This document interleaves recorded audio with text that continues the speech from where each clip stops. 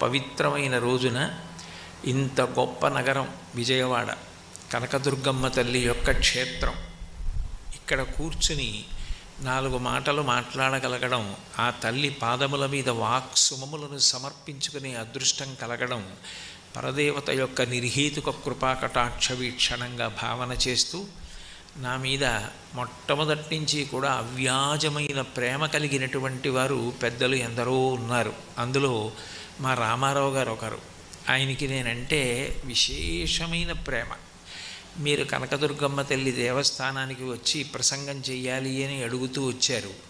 అది అనుకోకుండా అటు తిరిగి ఇటు తిరిగి ఇంత పవిత్రమైన రోజున మాట్లాడే అదృష్టం కలగడం ఆ తల్లి యొక్క అనుగ్రహ విశేషం.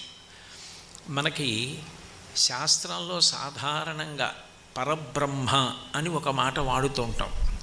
అసలు ఆ పరబ్రహ్మము అన్న మాటకి అర్థమేమి అన్నదానికి పౌరాణిక భాషలో అందరికీ తేలికగా అర్థమవడానికి వీలుగా భాగవతంలో పోతన గారు దాన్ని నిర్వచనం చేస్తూ, ఎవ్వరు సృజించు ప్రాణుల ఎవ్వడు రక్షించు త్రుంచు ఎవ్వడనంతుండెవ్వడు విభుడెవ్వడు వాడు ఇవ్విధమున మనుచు బెనుచు హేలారతుడై అంటారు.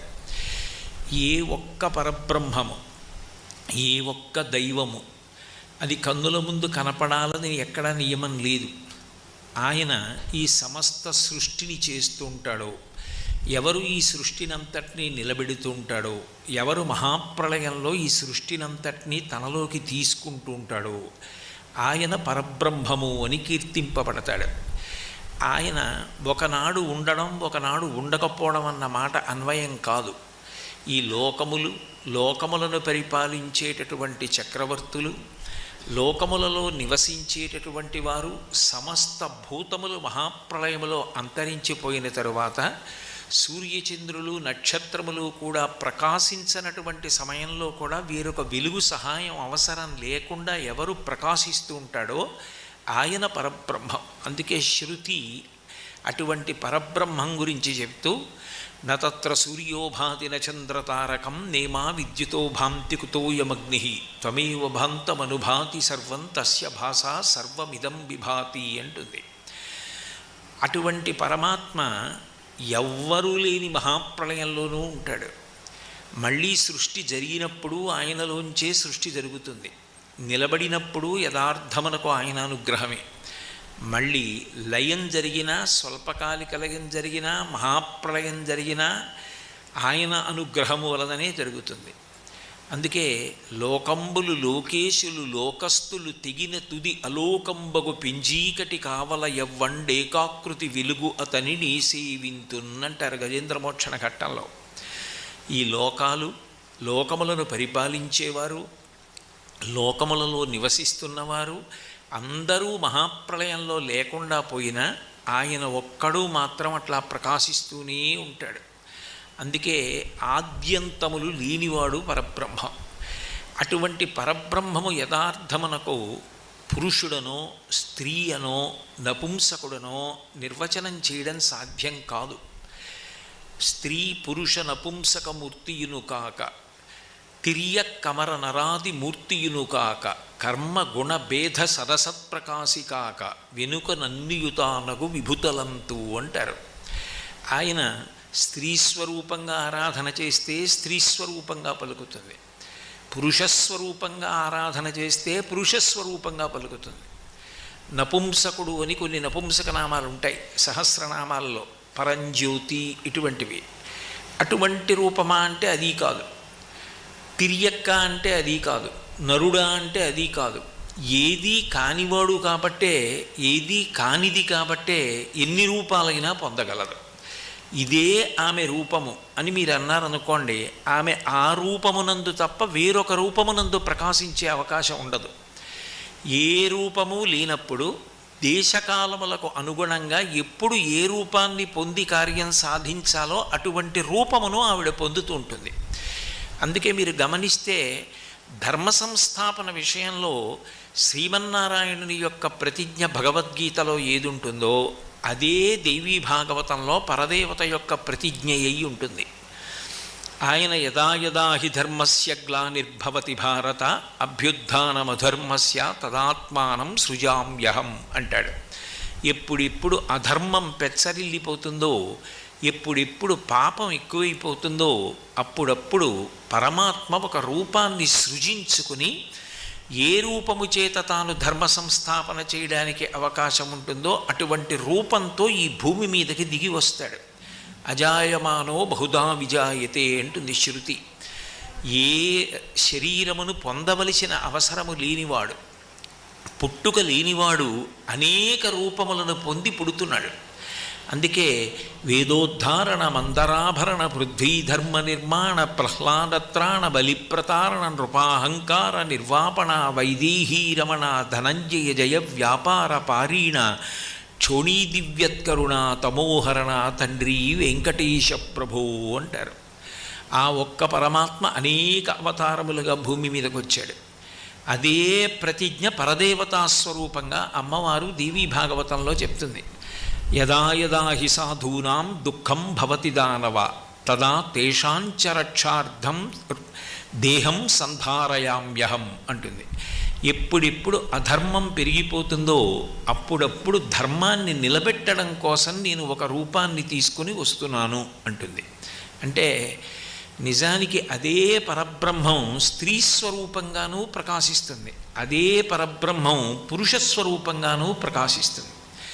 ఇందులో మీరు చమత్కారం గమనిస్తే అందరూ ఆరాధించి తీరవలసినటువంటి రూపంగా వేదముల చేత ప్రస్తుతి చేయబడినది. తెలిసినా తెలియకపోయినా, పండితుడైనా పామరుడైనా, స్త్రీ పురుష పండిత పామర కుల మత వివక్ష లేకుండా అందరూ ఆశ్రయించేది ఆరాధించేది ఎవరిని అంటే అమ్మరూపంగా పరదేవతని ఆరాధన చేస్తారు. అసలు యథార్థం చెప్పాలంటే వేదం అంది మాతృదేవోభవ అంది. నువ్వు పరదేవతని ఎక్కడికో వెళ్ళి దర్శనం చేయక్కర్లేదు. అమ్మ పరదేవతతో సమానమైనది కాదు, అమ్మయే పరదేవత. మాతృదేవోభవ. అమ్మ కన్నా పరదేవత ఉండే అవకాశం లేదు. పరదేవతయే అమ్మ రూపంలో భూమి మీద తిరుగుతోంది.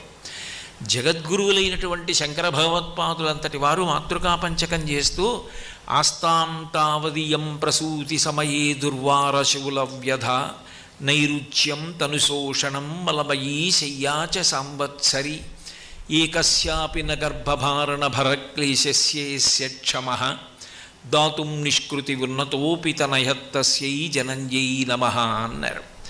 అమ్మ రూపంలో పరదేవత ఉంది కాబట్టే ఈ సృష్టి నడుస్తోంది. తన శరీరానికి ఎంత వైక్లభ్యం కలిగినా, ఎంత కష్టం కలిగినా, తాను ఎంత పథ్యం చేయవలసి వచ్చినా, ఎంత వికృతమైన ఆకారము తాను పొందవలసి వచ్చినా 9 నెలలు గర్భాన్ని ధరించి కడుపు గర్భాలయం చేసి అందులో పిండం పెరగడానికి అవకాశం ఇచ్చి మరణ సదృశమైన ప్రసూతి వేదన తాను పొంది బిడ్డని ప్రసవించిన తరువాత ఆమె తన నెత్తురు పాలగా చేసి పట్టి పెంచి పోషిస్తోంది. సంవత్సరం పాటు వాడు ఎప్పుడు మూత్ర విసర్జన చేస్తాడో, ఎప్పుడు మల విసర్జన చేస్తాడో అవసరం లేకుండా వంగి పంచాంగ నమస్కారం చేస్తే చాలు స్త్రీ అని అనడానికి కారణం అమ్మ సాక్షాత్తు పరదేవతాస్వరూపిణి అయి ఉన్నది.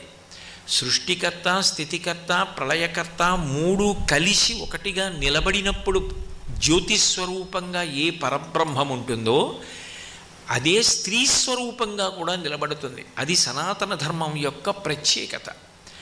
అందుకే మీరు చూడండి, అమ్మని ఆరాధించడం అనేది సనాతన ధర్మంలో అత్యంత ప్రధానమైన విషయం.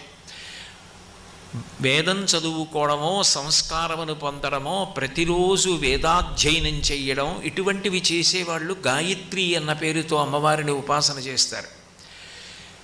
ఇంకా బాగా జ్ఞానమును పొందాలి, నిత్యానిత్య వస్తు వివేకం తెలుసుకోవాలి, నాకు ఆ జ్ఞానము చేత మళ్ళీ పుట్టవలసిన అవసరం పోయి పునరావృత్తి రహిత శాశ్వత శివ సాయుధ్య స్థితిని పొందాలనుకున్న వాళ్ళు శారదాస్వరూపాన్ని ఆరాధన చేస్తారు. నాకు లక్ష్మీదేవి యొక్క అనుగ్రహంగా సంపత్తి కావాలన్నవాడు లక్ష్మీస్వరూపంగా ఆరాధన చేస్తాడు. శక్తి కావాలన్నవాడు పార్వతీదేవిని ఆరాధన చేస్తాడు. ఏమీ తెలియనటువంటి వాడు కూడా పోలేరమ్మ, మరిడమ్మ, తలుపులమ్మ ఇటువంటి పేర్లతో గ్రామదేవతగా ఆరాధన చేస్తారు. ప్రతి ఊరికి కూడా అధిష్టాన దేవతగా అమ్మవారు ఉంటుంది అన్న విషయం రఘువంశంలో ఆ రామచంద్రమూర్తి యొక్క కుమారుడైనటువంటి కుశుడు అయోధ్యానగరాన్ని విడిచి వెళ్ళిపోయినప్పుడు అయోధ్యానగర అధిష్టాన దేవత స్త్రీ స్వరూపంలో ప్రత్యక్షమై ఇంతకాలం ఇక్ష్వాకు వంశం పరిపాలన చేసిన రాజధాని విడిచిపెట్టి వెళ్ళిపోతావా, వెనక్కి వచ్చేసేయమని పిలిచింది. అందుకే ఊరు విడిచిపెట్టి వెళ్ళిపోయే ముందు ఎవరికి నమస్కారం చేస్తారు అంటే ఊరి అధిష్టాన దేవతకి నమస్కారం చేస్తారు. ఇప్పుడు ఇవాళ నేను కాకినాడ విడిచిపెట్టి విజయవాడ ప్రవచనానికి వస్తున్నాను అనుకోండి, పులిమేర దాటే ముందు సర్వదా సర్వదేశేషు పాతుత్వాం భువనేశ్వరి మహామాయా జగద్ధాత్రి సచ్చిదానందరూపిణి అని చెప్పి వస్తాను. సర్వదేశములయందు సర్వకాలములయందు నన్ను పుదివి పట్టి రక్షించి కాపాడి నేను మళ్ళీ క్షేమంగా ఈ ఊరు తిరిగి వచ్చి ఇక్కడ నూకలు తినాలి, అన్నం తినాలి, అందుకని నూకాలమ్మ అమ్మ నన్ను అనుగ్రహించు అని ఊరి అధిష్టాన దేవత గ్రామదేవత అంటారు. ఆవిడికి నమస్కారం చేసి వస్తాం. మళ్ళీ ఊరిలో ప్రవేశించే ముందు మళ్ళీ ఒకసారి అమ్మవారికి నమస్కారం చేసి అమ్మ ఏ ప్రమాదం జరగకుండా ఏ ఇబ్బంది లేకుండా క్షేమంగా సంతోషంగా నేను వెళ్ళిన కార్యక్రమాన్ని సఫలీకృతం చేసుకుని తిరిగి రావడానికి నా యందు శక్తిగా ప్రవేశించి నడిపించిన ఓ పరదేవత నీకు నమస్కరిస్తున్నానని నమస్కరించి పొలిమేర దాటి ఊరిలోకి వెడతారు. అంటే అసలు అమ్మవారి ఆరాధన లేకుండా ఉండడం అన్నది సనాతన ధర్మంలో లేదు. ఎందుకనంటే ప్రథమ నమస్కారం అమ్మతో మొదలైంది. మాతృదేవో భవ, పితృదేవో భవ, ఆచార్య దేవో భవ, అతిథి దేవో భవ. మొదటి నమస్కారం ఎవరికి అంటే అమ్మకే. సృష్టికర్త ఆమెయే. ఆమెయే లోపల పిండం పెరగడానికి కారణమైంది. బిడ్డ పుట్టగానే తండ్రి ఇన్ని కోట్లకు పడగలెత్తినవాడైనా పోషించలేడు. పాలిచ్చి పోషించేది అమ్మ, స్థితికర్త. పిల్లవాడికి నిద్ర పట్టాలి అంటే అమ్మ స్పర్శ తగిలి అమ్మ జోకుడితే నిద్రపోతాడు. స్వల్పకాలిక లయానికి నిద్ర అని పేరు. స్వల్పకాలిక లయం చేస్తుంది కాబట్టి అమ్మ పరదేవత. సృష్టి స్థితి లయ మూడిటిని అమ్మ చెయ్యగలదు. అందుకనే సాక్షాత్ ఆ పరదేవతయే భూమి మీద అమ్మగా ఉంది. అందుకని తొలి నమస్కారం ఎవరికి అంటే అమ్మకి. అటువంటి అమ్మ దుర్గమ్మగా వెలిసి ఉంది. కొన్ని చోట్ల మీరు అమ్మవారి యొక్క స్వరూప వైశిష్ట్యాన్ని పరిశీలనం చేస్తే అవి సాక్షాత్తు పరబ్రహ్మస్వరూపిణిగా ఉంటుంది. అంటే ఆమెయే సృష్టికర్త, ఆమెయే స్థితికర్త, ఆమెయే ప్రళయకర్త. అప్పుడు ఆమె ఇవ్వలేనిదన్నమాట అన్వయం కాదు. ప్రభుత్వము అని నేను ఒక మాట అన్నాను అనుకోండి, సర్వాధికారములు ప్రభుత్వమునందు నిక్షేపింపబడి ఉంటాయి. అదే ప్రభుత్వము ద్వారా రక్షణ కావలసి వచ్చిందనుకోండి, రక్షణ భటుల ద్వారా లభిస్తుంది. దేవాలయాల నిర్వహణ, దేవాలయాలలో పూజలు జరగడం, దేవాలయాల్ని ఆలంబనం చేసుకొని సంస్కృతిని నిలబెట్టుకొని ధర్మం కాపాడబడడం దేవాదాయ ధర్మాదాయ శాఖ చేస్తుంది. వైద్యం కావలసి వస్తే వైద్య ఆరోగ్య శాఖ చేస్తుంది. ఒకే ప్రభుత్వం ఇన్ని విభాగాల ద్వారా పనిచేసి ప్రజా సంరక్షణ క్షేమాన్ని చూసినట్టు ఒకే పరదేవత అనేక మంది దేవతల ద్వారా అనేక కార్యములను నిర్వహిస్తూ ఉంటుంది. సృష్టి స్థితి లయ మూడిటిని చెయ్యగలిగినదై పరబ్రహ్మస్వరూపిణి అయి దేనినైనా ఇవ్వగలిగినటువంటి స్వరూపాలుగా కొన్నిటిని కీర్తిస్తారు. అట్లా కీర్తింపబడేటటువంటి రూపాలలో దుర్గమ్మ, లలితాత్రిపుర సుందరి, కామాక్షి పరదేవత, శారదా పరదేవత వీళ్ళందరినీ కూడా సాక్షాత్ పరబ్రహ్మస్వరూపిణిగా కీర్తిస్తూ ఉంటారు. అంటే వాళ్ళకి పరిమితులు లేవు. కామకోటి అని పిలుస్తారు. కోటి అంటే హద్దు, కోరికకి హద్దు. నీ కోరిక ఏదైనా కావచ్చుగాక, దానికి ఒక హద్దు ఉంటుంది. నాకు చదువు కావాలి, ఎంతవరకు చదువు కావాలి అంటే నేనెవరో నాకు యథార్థముగా తెలిసిన తరువాత ఇంకా చదువు పూర్తయిపోయినట్టే. అందుకే వేదము అంటారు. వేదము అంటే విద్ అన్న ధాతువులోంచి వచ్చింది.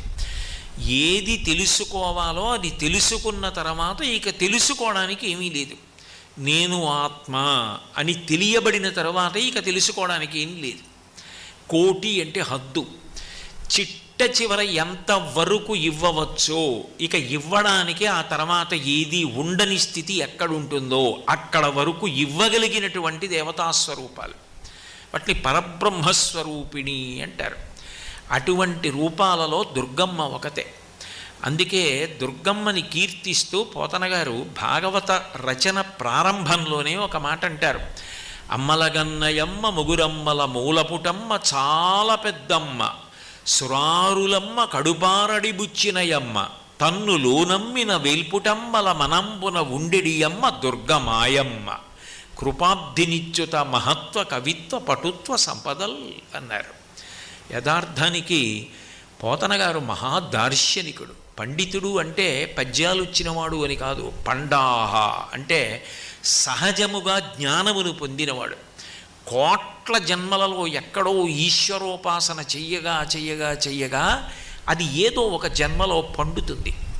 చంద్రశేఖరేంద్ర సరస్వతి మహాస్వామి వారు బ్రహ్మజ్ఞానమును పొందినట్టు, శృంగేరి చంద్రశేఖర భారతీ స్వామి వారు పొందినట్టు, రామకృష్ణ పరమహంస పొందినట్టు, వివేకానంద స్వామి పొందినట్టు, అరుణాచలంలో భగవాన్ రమణులు పొందినట్టు కోట్ల జన్మల తర్వాత ఎప్పుడో అది అట్లా ఫలిస్తుంది. బహూనాం జన్మనామంతే జ్ఞానవాన్ మాం ప్రపద్యతే వాసుదేవ సర్వమితి స మహాత్మా సుదుర్లభ అంటాడు గీతాచార్యుడు.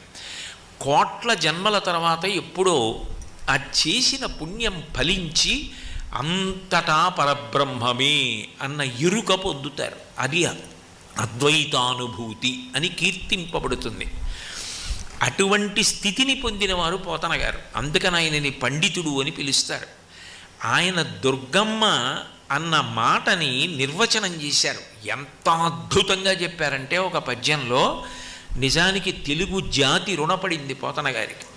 ఎందుకనంటే ఏ బీజాక్షరములు అన్వయం చేసి అమ్మవారిని మనం పూజిస్తామో ఆ ప్రధాన బీజాక్షరాలన్నింటినీ కూడా తెలుగులో పద్యంగా మార్చారు.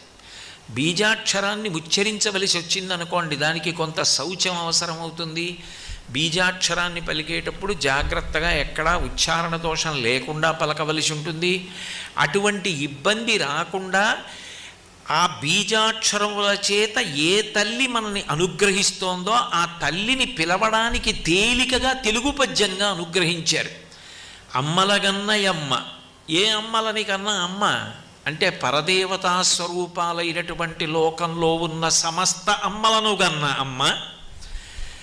అమ్మలగన్నయమ్మ మూరమ్మల మూలపుటమ్మ, సృష్టికర్త అయిన బ్రహ్మగారి శక్తి స్వరూపిణి అయినటువంటి సరస్వతికి, స్థితికర్త అయినటువంటి విష్ణువు యొక్క శక్తి అయిన లక్ష్మీదేవికి, ప్రళయకర్త అయినటువంటి హరుని యొక్క ఇల్లాలైన పార్వతీదేవికి అమ్మగా నిలబడగలిగిన అమ్మ అంటే పరదేవతా స్వరూపిణి అయి సృష్టి స్థితి లయ జరగడానికి కారణమవుతున్న అమ్మ.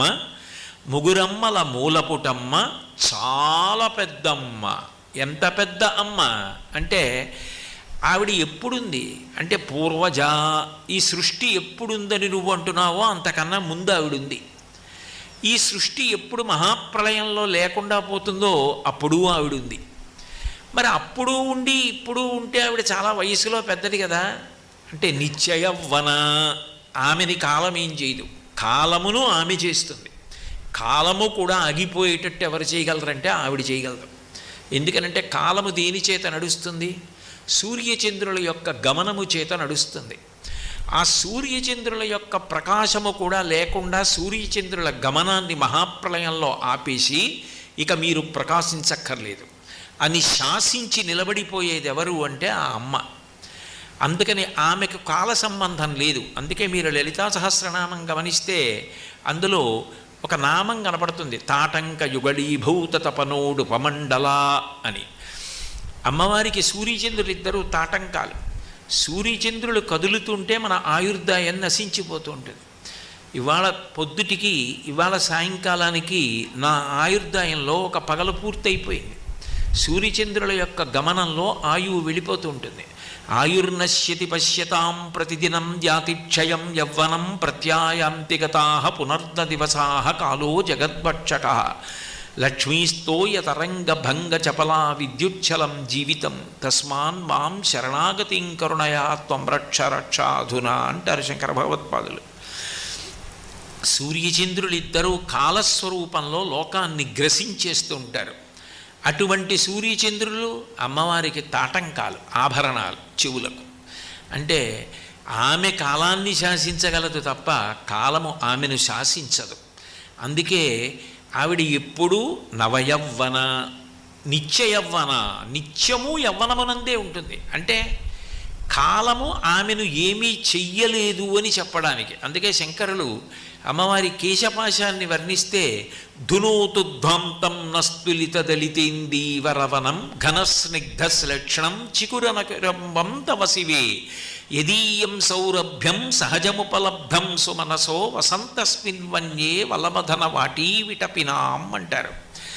ధునోతుధ్వాంతం నస్తులిత దళితేందీవరవనం, నల్ల కలువల చిండు ఎలా ఉంటుందో అట్లా ఉంటుందట అమ్మవారి జుత్తు. అంటే అది తెల్లబడదు. అంటే కాలమునకు లొంగని తల్లి.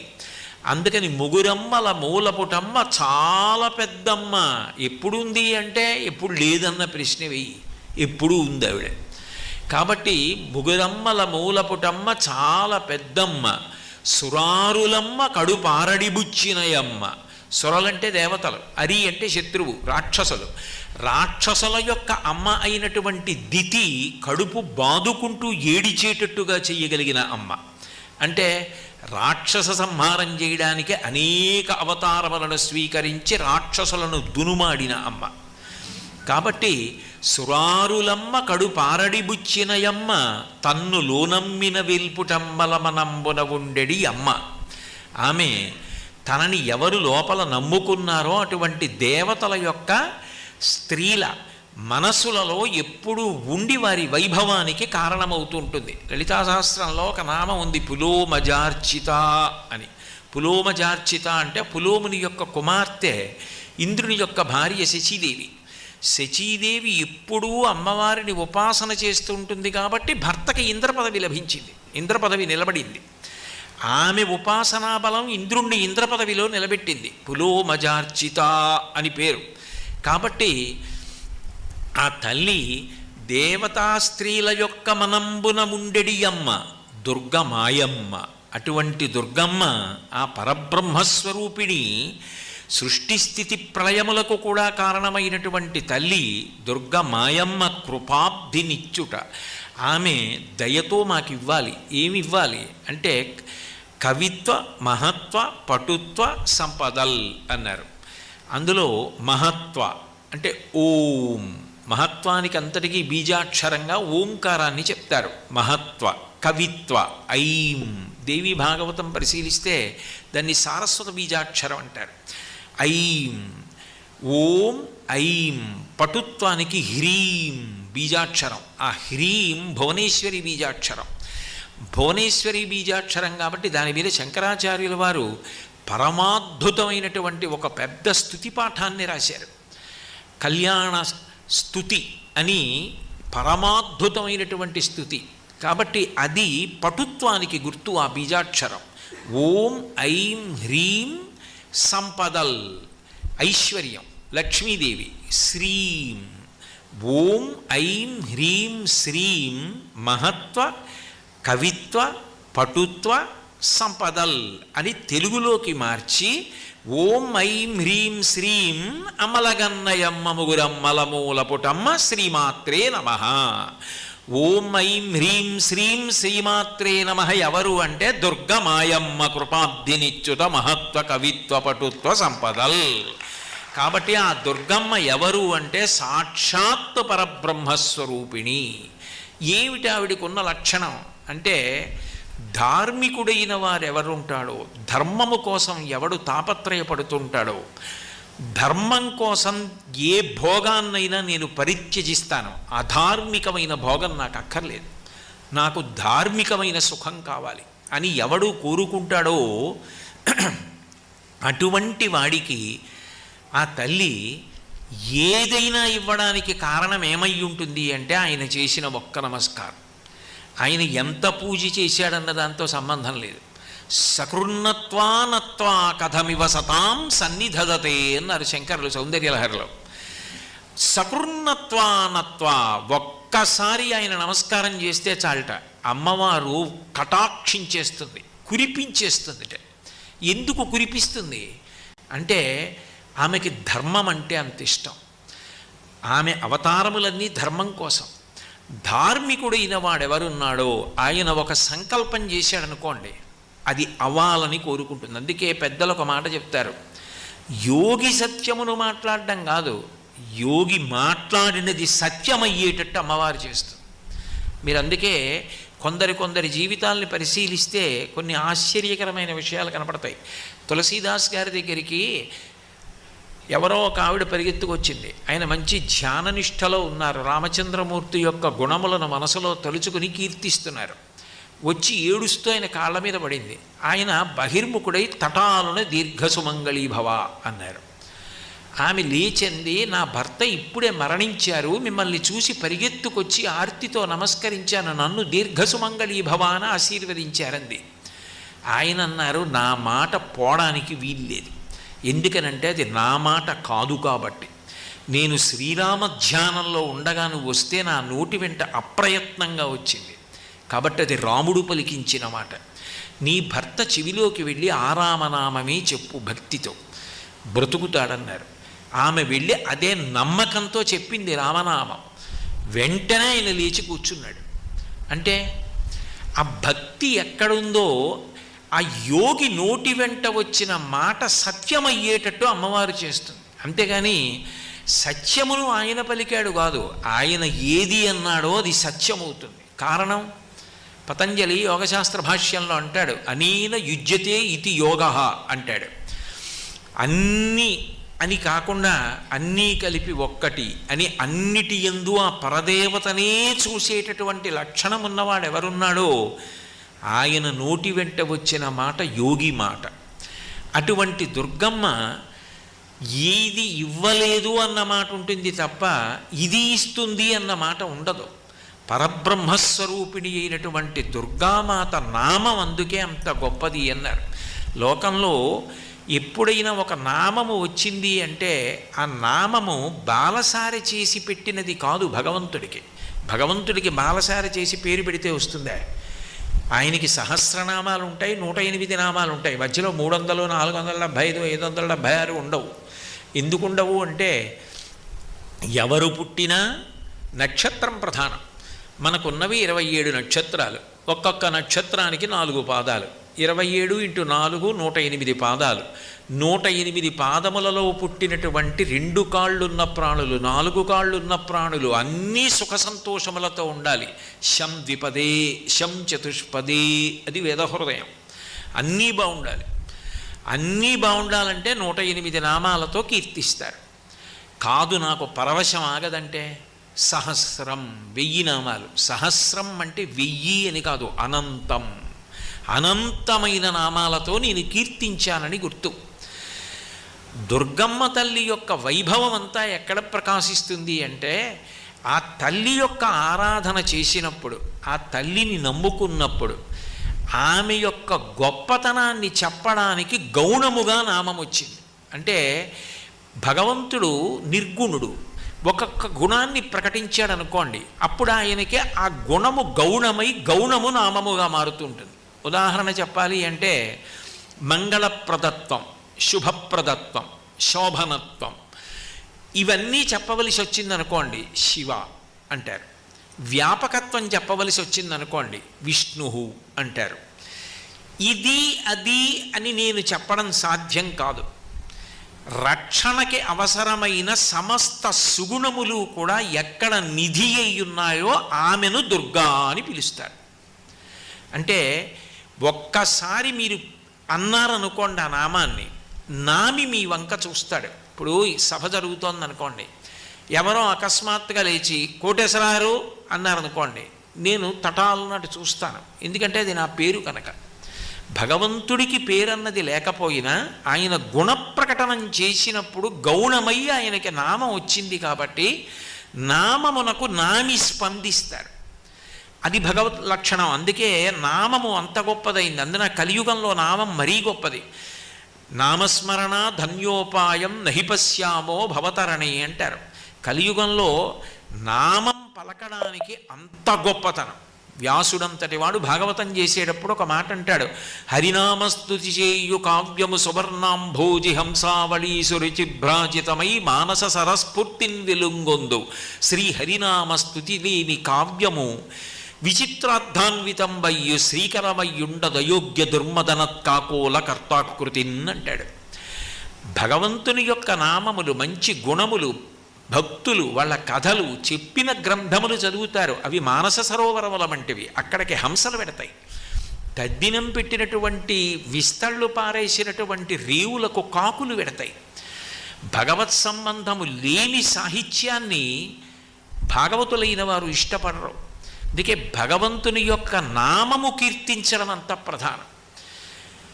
భాగవతంలో ఒక మాట అంటారు, భగవంతుడు యొక్క గొప్పతనం ఏమి అంటే ధన్యున్ లోకమనోభిరాము కుల విద్యారూప తారుణ్య సౌజన్య శ్రీ బల దాన శౌర్య కరుణా సంశోభితున్ నిన్నేకన్యల్ కోరదేముని రమాకాంతాలామంబు రాజన్యానేకవ సింహ నావలననే జన్మించనే మోహముల్ అంటుంది రుక్మిణీదేవి కృష్ణ పరమాత్మను ఉద్దేశించి. నీ యందు ఇన్ని గుణాలున్నాయింది, ఇదిగో ఈ గుణం మాత్రం ఈమె యందు లేదు అని చెప్పడానికి వీలు లేకుండా అన్ని గుణములు ఒక చోట మూర్తీభవించి నిలబడితే చాలా తేలికగా ఆ గుణములు కలిగినటువంటి తల్లి ప్రతిస్పందించి రక్షణ ఇవ్వవలసి వస్తే అప్పుడు ఆ గుణముల యొక్క రాశికి పేరేమి అంటే దుర్గా. దుర్గా అన్న 2 అక్షరాల్ని ప్రభాత కాలమునందు, అంటే ప్రభాతం అంటే భాతం అంటే కాంతి అని, ప్రభాతం అంటే కాంతి రావడానికి ముందు, సూర్యోదయాత్ పూర్వం, అది సుప్రభాతం. ఎప్పుడు భగవత్ సంబంధంతో లేచినప్పుడు, భగవంతుడి మనసులో తెలిచి ప్రకృతికి అన్వయం చేసుకున్నప్పుడు. అటువంటి ప్రభాత కాలమునందు ఎవరు దుర్గానామాన్ని ఒక్కసారి ఆ 2 అక్షరాలు పలుకుతున్నాడో వాడికి ఆపద అన్నమాట అన్వయము కాదు. ఇది అత్యంత ప్రధానం దుర్గమ్మ తల్లి యొక్క వైభవంలో. ఆ దుర్గా అన్న 2 అక్షరాల గొప్పతనం. ప్రభాతే యస్మరేన్నిత్యం దుర్గా దుర్గాక్షరద్వయం ఆపదస్తస్య నశ్యంతి తమః సూర్యోదయే యథా. సూర్యోదయం అవగానే చీకటి ఎలా తొలగిపోతుందో, నిద్ర లేవగానే ప్రభాత కాలంలో ఒక్కసారి దుర్గా అంటే చాలట. ఆమె తిరిగి చూస్తుంది ఒక్కసారి. ఆమె చూస్తే ఆమె సమస్త గుణములకు నిధి. ఆమె చేసే పని ఏది అంటే ఆపద వచ్చి గ్రసించకుండా కాపాడుతుంది. ఆపద అన్న మాటకు అర్థం ఏమిటి అంటే మనం చేసినటువంటి పాపపుణ్యములు ఉంటాయి. సనాతన ధర్మానికి ప్రాణప్రదమైన సిద్ధాంతం పునర్జన్మ. ఎవరు చేసిన కర్మ వారు అనుభవించవలసింది. ఆ చేసిన పాపపుణ్యములను ఈ జన్మలో అనుభవించడానికి కొన్నిటిని ఈశ్వరుడు మనకి వ్రాసి పెట్టి ఉంచుతాడు. ఎప్పుడు ఏదొస్తోందో ఎవరికి తెలుసు? ఏ కష్టం వస్తోందో తెలియదు, ఏ సుఖం వస్తోందో తెలియదు. సుఖం వస్తే భరిస్తాం, కష్టం వస్తే భరించలేం. ఏది మన ప్రయత్నం చేత గట్టెక్కలేమో దానిని ఆపద అంటారు. కొన్ని కష్టాలు వస్తాయి. ఆ కష్టాలు యథార్థానికి మన యొక్క ప్రయత్నంతో గట్టెక్కియచ్చు. అంటే అవి కొంత కష్టపెట్టి తొలగిపోతాయి. ఉదాహరణకి ఏదో అనారోగ్యం వచ్చిందనుకోండి, జ్వరం వచ్చింది, కొంత ద్రవ్యం పోయింది, ద్రవ్యం ఖర్చు పెట్టాడు, కొన్నాళ్ళు అన్నం తినడానికి అవకాశం లేదు, మంచాన పడుకున్నాడు, నిత్యకృత్యాలు చేయలేకపోయాడు, కొంత సుఖాన్ని పోగొట్టుకున్నాడు, దుఃఖం అనుభవించాడు, జ్వరం తగ్గిపోయింది. ఆపద అట్లా కాదు. ఆపద ఏ కారణము చేత, మీ ప్రయత్నము చేత మీరు తొలగించుకోలేకపోతే ఆపద అంటారు. ఈ ఆపద అన్న లక్షణానికి తేలిక ఉదాహరణ నేను తరచుగా ప్రస్తావించేటటువంటి ఉదాహరణ ఒక్కటే. తేలికగా అర్థం అవడానికి చెప్పేది నా జీవితంలో నేను ప్రత్యక్షంగా ఒకసారి అనుభవించినది చెప్తున్నాను. ఓసారి నేను సామర్లకోటలో పనిచేసే రోజుల్లో చీకట్లో అప్పుడు ద్విచక్ర వాహనం మీద ఇంటికి వెళ్ళిపోతున్నాను. రాత్రి 9 గంటలు అవుతోంది, బాగా ఆలస్యం అయిపోయింది. కార్యాలయంలో పని ఒత్తిడి చేత ఇంటికి వెళ్ళిపోతున్నాను. పుంత మార్గంలో వెళ్ళేవాళ్ళం. అప్పుడు పెద్ద నల్లత్రాచు ఒకటి అక్కడ తిరుగుతూ ఉండేదని చెప్పేవారు. ఆ రోజున వర్షం పడింది, యువతల వైపు నీళ్లు నిలబడ్డాయి. బహుశా కప్పని పట్టుకోవడం కోసంలా ఉంది. తోక చాలా భాగం అటుంది, తల భాగం ఇటుంది, నీళ్ల వైపుకి పెట్టుకుని పడుకునుంది. దగ్గరకు వచ్చేసిన తర్వాత చూశాను నేను. అకస్మాత్తుగా ఆపేశాను. దాన్ని తొక్కడం ఇష్టం లేకో మరి ఏమో నాకు ఆలోచన లేదో ఆపేశాను. కానీ ఒక కాలు నేల మీద ఉంది, ఒక కాలు ద్విచక్ర వాహనం మీద ఉంది. వెలుగుతోంది దీపం, స్ఫుటంగా కనపడుతోంది పాము. అది వెనక్కి వచ్చింది, వచ్చి పడగెత్తింది.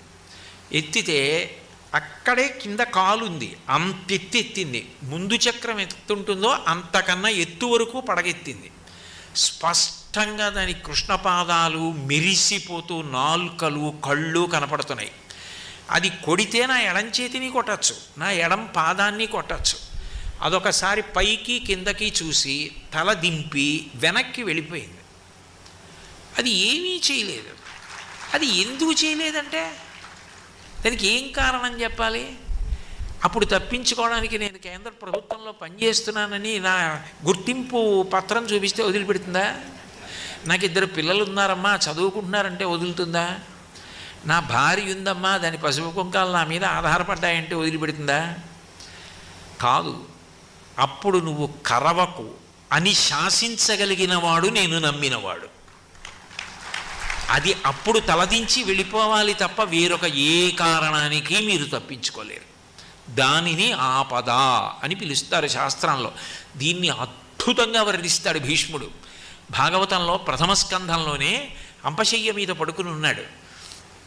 పరిగెత్తుకొచ్చి చెప్పారు, రాత్రికి రాత్రి అశ్వత్థామ ఉపపాండవులందరినీ చంపేశాడు, దృష్టజ్యుమ్నుడిని చంపేశాడు, ఏనుగుల్ని గుర్రాల్ని అన్నింటినీ చంపేశాడు, ఇంత స్వైరవిహారం చేసేశాడు. అంటే ఆయన అన్నాడు, మహాజ్ఞాని భీష్ముడు, రాజట ధర్మజుండు, సురరాజసుతుండట ధన్వి, శాత్రవోద్వీజకమైన గాండివము విల్లువట, సారథి సర్వభద్ర సంయోజకుడైన చక్రియట, ఉగ్రగదాధరుండు భీముడయ్యాజికి తోడువచ్చునట, ఆపద కల్గుటకేమి చిత్రమో అన్నాడు. అది ఆపదంటే, అది భీష్ముడంటే. అంత గొప్పగా మాట్లాడాడు. రాజట ధర్మజుండు, ఇన్నాళ్ళు దుర్యోధనుడు రాజు కాబట్టి ఆపద వచ్చిందంటే ఏదో దుర్యోధనుడు కుట్రలు కుతంత్రాలు చేసి పాండవుల్ని పాడి చేశాడు అనుకో. మరి అటువంటి స్థితిలో వచ్చిందేమిటి ఆపద? ఉపపాండవులు అప్పుడు చచ్చిపోయారు. రాజట ధర్మజుండు, సురరాజసుతుండట ధన్వి, పక్కన తమ్ముడు అర్జునుడు, ఇంద్రుడి కొడుకు, శాత్రవోద్వేజకమైన గాండివము విల్లుయట, గాంధీవం పట్టుకుని వింటినారి లాగి విడిచిపెడితే వచ్చిన ధనికి కొన్ని వారధి సర్వభద్ర సంయోజకుడైన చక్రియట, అందరినీ కాపాడగలిగిన కృష్ణ పరమాత్మ సారథి, ఉగ్రగదాధరుండు భీముడయ్యాజికి తోడువచ్చునట, ఎప్పుడు గద పట్టుకుని గిరగిరా తిప్పుతో కోపంతో ఉండే భీమసేనుడు పక్కన నిలబడి నడుస్తూ ఉంటాడు ధర్మరాజుకి. ఆపద కల్గుటకేమి చిత్రమో, ఇంతమంది ఉంటే కొడుకులు 5గురు చచ్చిపోవడం ఏమిటో రాత్రికి రాత్రి అన్నాడు భీష్ముడు.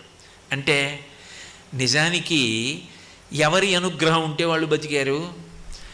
నదీ తీరానికి తీసుకెళ్ళి కృష్ణ పరమాత్మ, కృష్ణుడు దుర్గమ్మ ఇద్దరిది ఒకటే తత్వం, పురుష స్త్రీ స్వరూపాలంతే.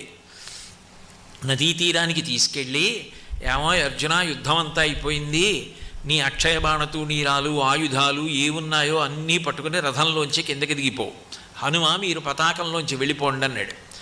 అన్నీ పట్టుకుని కిందకి దిగిపోయాడు అర్జునుడు. దూరంగా వెళ్ళి నిలబడ్డాడు.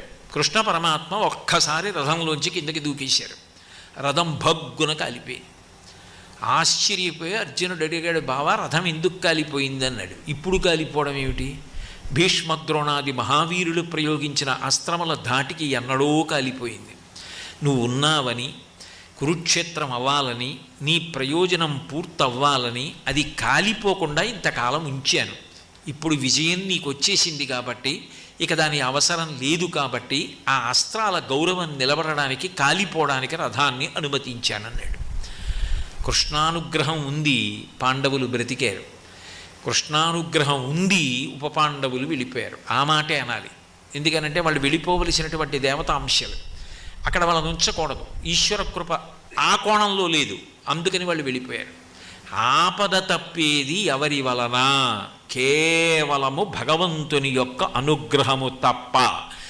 నాకు అది ఉంది ఇది ఉంది అంటే అవన్నీ ఆపద తప్పించుకోవడానికి పనికొచ్చేవి కావు. ఆపదామపహర్తారం దాతారం సర్వసంపదాం లోకాభిరామం శ్రీరామం భూయో భూయో నమామ్యహం. అమ్మవారి గొప్పతనం ఎక్కడుంటుందంటే దుర్గమ్మది నమ శివాభ్యాం అశుభాపహాభ్యాం. అప్పటికి ఏదో కొంచెం కష్టంగా ఉన్నట్టుంటుంది, నిజానికి ఏదో పెద్ద కష్టం రాకుండా ఉండడానికి చిన్న కష్టం పెట్టి తప్పించేస్తుంది. పాము కరవవలసినటువంటి వాడికి ఏ దోమో కరుస్తుంది. అంటే చిన్న కష్టాన్ని మాత్రమే పెట్టి పెద్ద కష్టమునకు గురి కాకుండా పక్కకి తప్పించి కాపాడుకుంటుంది. అది అమ్మవారి లక్షణం. ఆపద గడువం బెట్టను ఓపి శుభంబైన దాని నడగూట్పను అంటాడు మహాభారతంలో. ఆపదని దాటించగలిగినది ఎవరు అంటే దుర్గమ్మ. అందుకే మనకేం తెలుసు ఏ రోజు ఏ క్షణంలో ఏ గంటలో ఏ నిమిషంలో ఏ ఆపద వస్తుందో మనకి తెలిసి ఆ కాలస్వరూపం. దేవి భాగవతంలో వ్యాసుడు అంటాడు, కాలోహి బలవాన్ కర్త సతతం సుఖదుఃఖయో నరాణం పరతంత్రాణం పుణ్యపాపానుయోగత అంటాడు. చేసిన పాపం తెలియదు, చేసిన పుణ్యం తెలియదు, ఎప్పుడు ఏ ఆపద వస్తుందో తెలియదు, ఎప్పుడు నేల మీద పడిపోవాలో తెలియదు. కానీ ఆపద దగ్గరికి వచ్చేస్తుంటే తటాలున వీపు మీద తట్టి లేపి ఆపద రాకుండా కాపాడేటటువంటి తల్లి బుద్ధి ప్రచోదనం చేసి రక్షించేస్తుంది. అలా చెయ్యగలిగినది ఎవరో ఆమె దుర్గమ్మ. ఆమె ఒక రూపాన్ని ధరించి ఎదురుగుండా నిలబడితే అది ఆమె యథార్థ స్వరూపం కాదు. ఆమె ఒక రూపాన్ని తీసుకుని అలా నిలబడింది, ఒక పెద్ద ముత్తైదువగా అమ్మా అని పిలవగానే పలకడానికి నిలబడింది. అటువంటి దుర్గమ్మ యొక్క 2 అక్షరాలు పలకడం అంత గొప్ప విశేషం. అయితే ఆపద పోవడానికే కాదు సుమా, దుర్గా సప్తశతి అని మార్కండేయ మహర్షి ఇచ్చారు.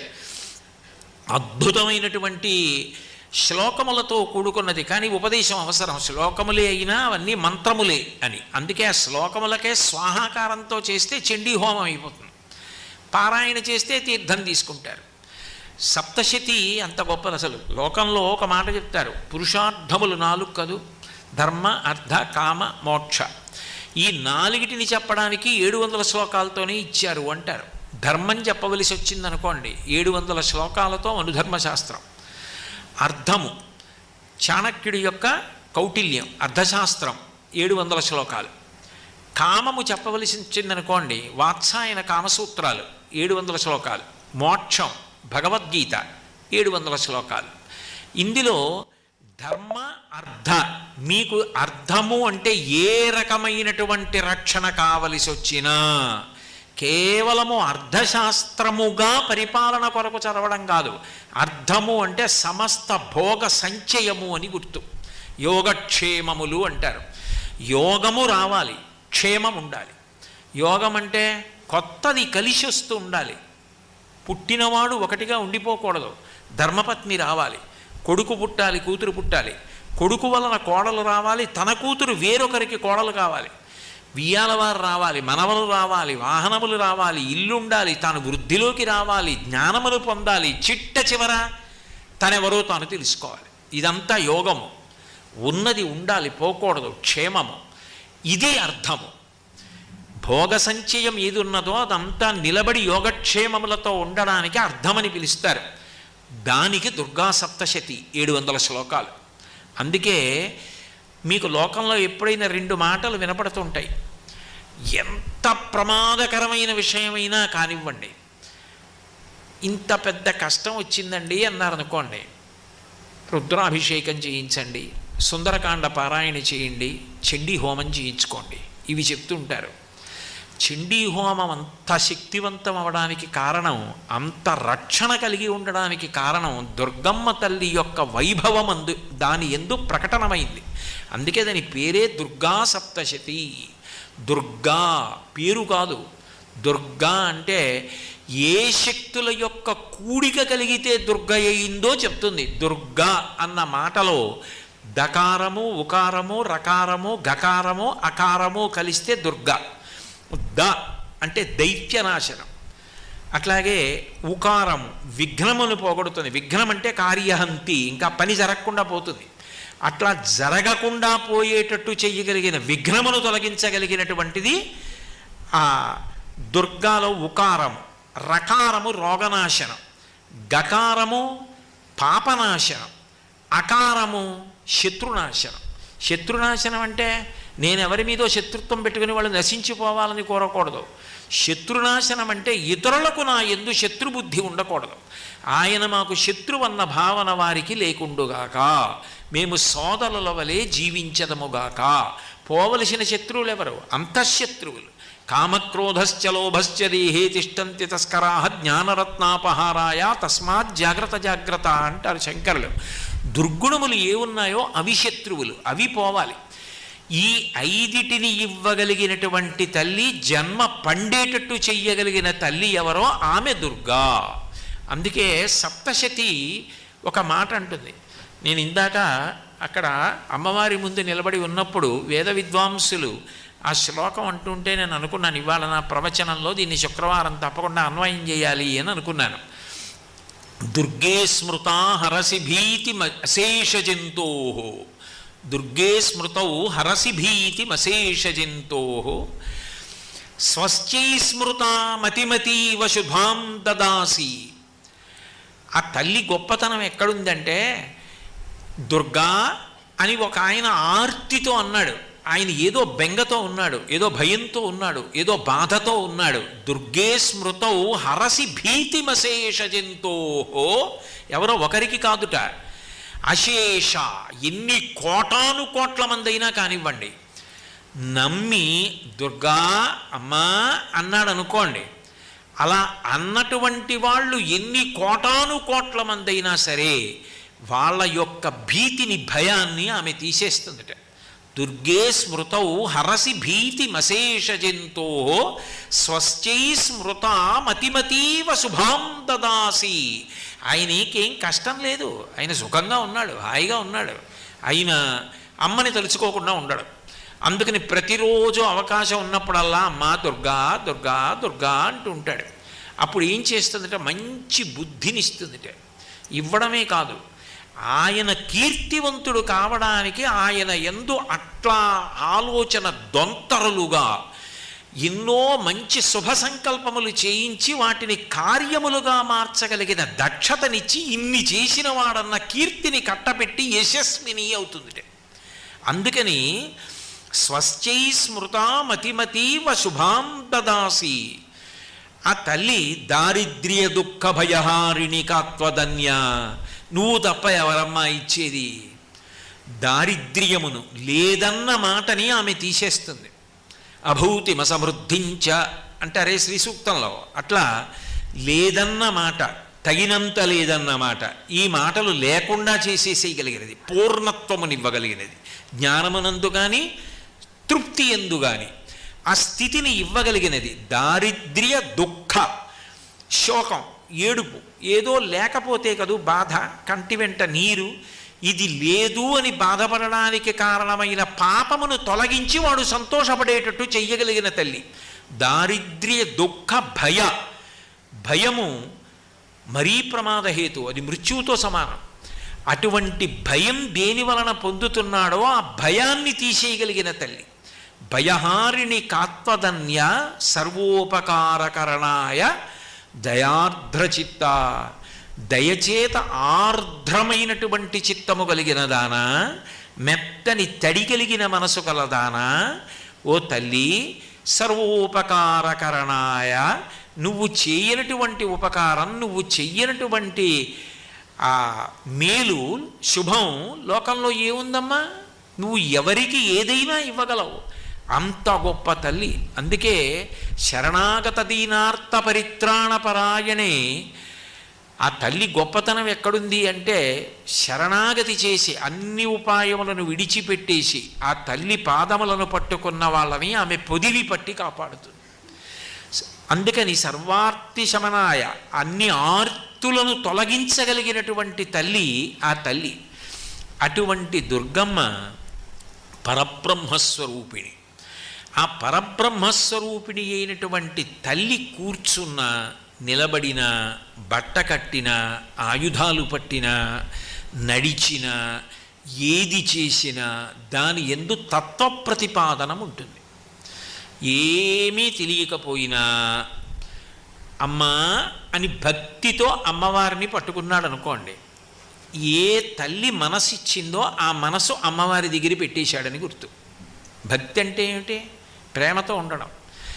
అమ్మనే మనసుతో పట్టుకున్నాడు అనుకోండి, ఆ మనసులో వచ్చిన ఆలోచన వలనే కదా పాపాలు చేస్తాడు. నమస్కారం ఇలా ఎందుకు పెడతాం అంటే, అమ్మ ఇందులో ఎన్ని రాకూడని ఆలోచనలు వచ్చాయో, వచ్చినవన్నీ ఈ చేతులతో చేశా, ఈ పాపాలు తీసేయమని అడగడానికి నమస్కారం చేస్తాడు.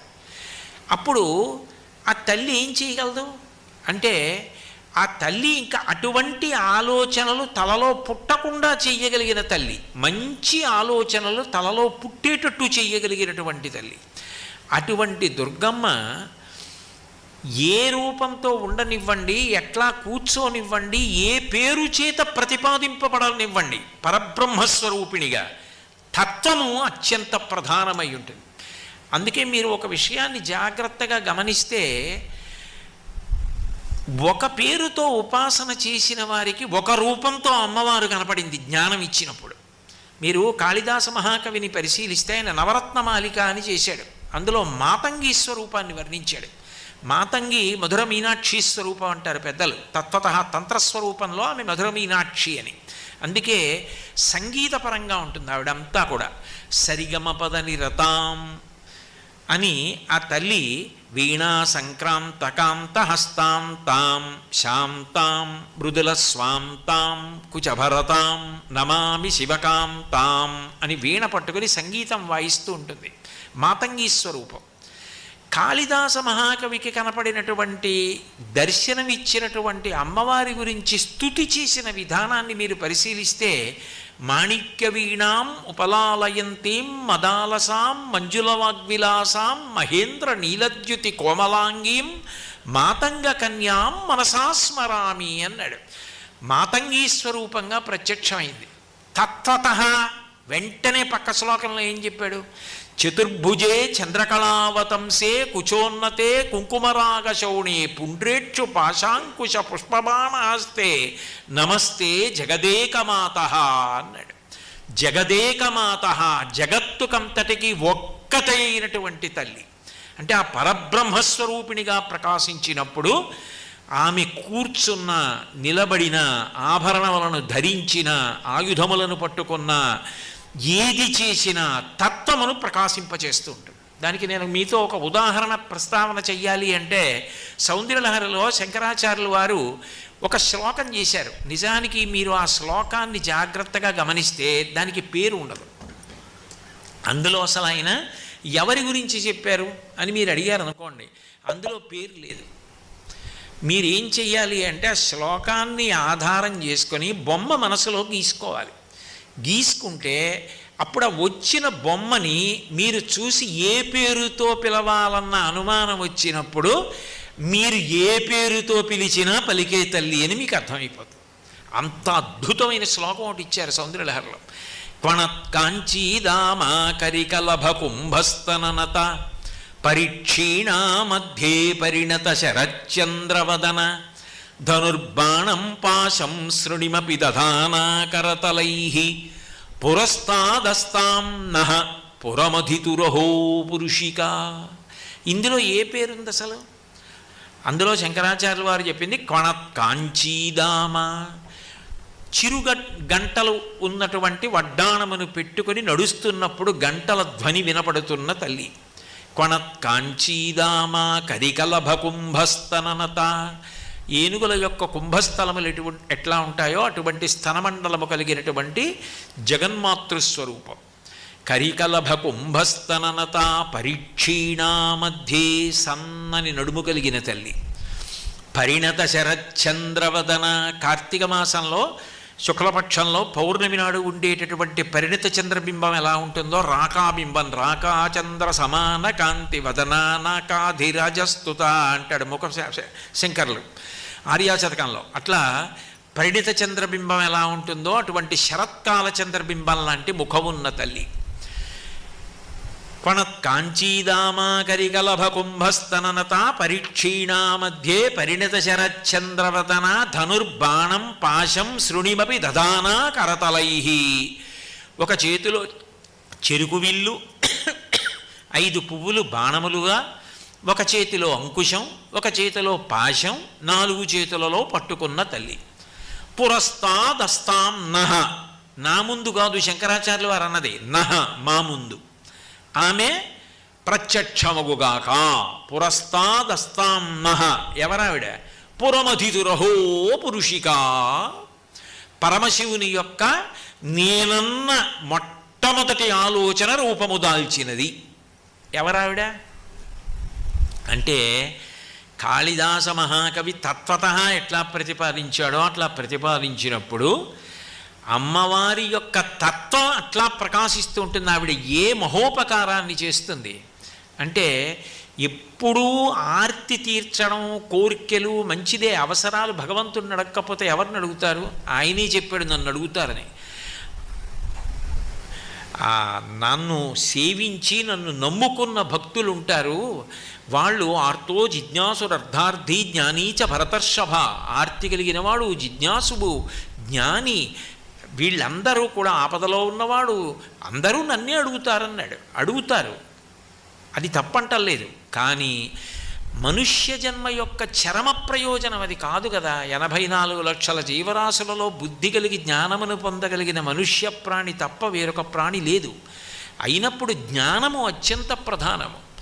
అయితే శంకరాచార్యుల వారు ఈ శ్లోకం చెప్తున్నప్పుడు ఎక్కడా కూడా పేరు చెప్పకపోవడానికి కారణం ఏమిటంటే, ముందు అసలు ఆ రూపాన్ని నువ్వు ఒక బొమ్మ గీ, నేనేం చెప్పానో దాన్ని నీ మనసన్న అవనిక మీద బొమ్మ గీ. మొట్టమొదట మాట ఏమిటి? క్వణత్కాంచీదామ, చిరుగంటలతో కూడుకున్న వడ్డాణమును పెట్టుకున్న తల్లి. అప్పుడు మీరు దుర్గమ్మనండి, కామాక్షనండి, శారదనండి, లలితాత్రిపుర సుందరనండి, తత్వత ఒకటే ఆ రూపం. అది పరబ్రహ్మస్వరూపం, పరబ్రహ్మస్వరూపిణి ఆ తల్లి. అప్పుడు ఆమె చిరుగంటలు పెట్టుకున్న తల్లి వడ్డాణం అనడానికి కారణం, పురుషులైతే గంటలు లేని వడ్డాణం పెట్టుకుంటారు. పూర్వం చక్రవర్తులు రాజులు వడ్డాణం పెట్టుకునేవారు. పురుషులు పెట్టుకుంటే చిరుగంటలు ఉండవు. స్త్రీలు పెట్టుకుంటే చిరుగంటలతో కూడుకున్న వడ్డాణం పెట్టుకుంటారు. ఎందుకు ఆ చిరుగంటలు అమ్మవారి వడ్డాణానికి అంటే, ఆమె చక్రవర్తిని, మహాసామ్రాజ్ఞి, దానికి గుర్తు ఆమె అలా పెట్టుకుంటుంది కాదు.